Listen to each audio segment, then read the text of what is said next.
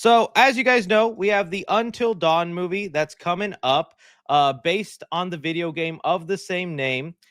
See, here's the video game cover, and then I believe this is the movie poster. Now, again, if you're not caught up with everything and whatnot, this has gotten a lot of backlash from the fans of the video game because whenever they saw the first trailer, they thought it was not really representing the video game. If you guys don't know, in the video game, it's one of those story decision games where you are put into the action, you are given lines of dialogue, and there is also interactive gameplay and stuff like that. It's not like a Telltale game where it's only dialogue.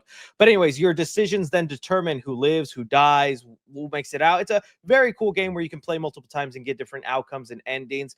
And so the movie thought to, okay, let's go ahead and try to replicate that. They made it a time loop movie where these characters are stuck in a cabin and every night they will be chased by a different thing, either a serial killer, a Wendigo. I think they showed like a giant monster at one point, and every time they die, it just reloops until they can get out. Fans are like, that's not the game, though. That's not how it works. You're ruining it. And people were very upset.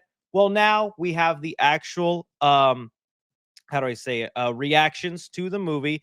And I'm seeing mainly positive stuff. So let's see here if I can get in some of the reactions. I should have saved them. If not, I'll look into an article about it. Okay, here we go. For fans of the game, this one is going to be divisive because it doesn't tie in much. But if you're going in blind and love horror, I feel like you are really going to enjoy this. Monsters are done really well. 7 out of 10. Very solid slasher with happy Death Day vibes.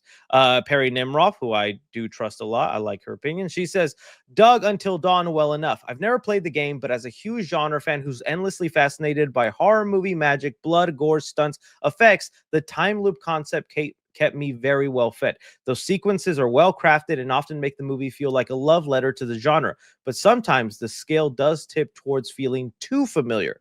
As far as the story connections between Clover and, well, I guess that's more into the video game, so I'll leave that off. Let me get in. Oh, so here we have a compilation of them.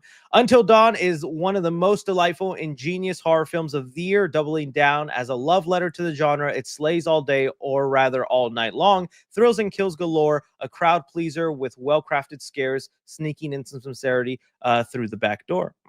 Wow, Until Dawn is my surprise horror film of the year. Pony Smasher, the director, who is oh, I'm forgetting his name, but I'll get into a sec. David F. Sandberg, there we go. Takes a video game turn into its glorious, bloody, and glorious film and gory film of combustible scenes and funny moments. The deaths are fresh, and the cast have incredible chemistry. The film is so much fun. So honestly, the vibe I'm kind of getting is, I guess, yeah, if you're not that, I guess, hell-bent on the video game lore or the way it's done in the video game, you're going to appreciate this as a horror film and the way it's a love letter to the genre. And that makes sense with every night being a different horror thing. You know, at one moment it's a slasher film, another moment it's a creature feature, then all this other stuff.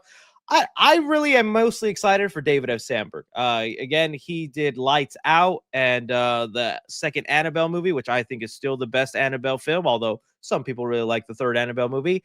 And he also has a YouTube channel. Was it David F. Sandberg? And on this YouTube channel, he just goes into detail about how much he used practical effects into the movie. And just hearing him talk and all these practical effects and how simple he does it using his like background of these, because that's how he got famous. He just posted this short film, won a couple of short film categories, basically through YouTube, and then there you go. Like, it can happen to you, buddy. Post that short film, get out there, and it could happen to you. It happens so many times.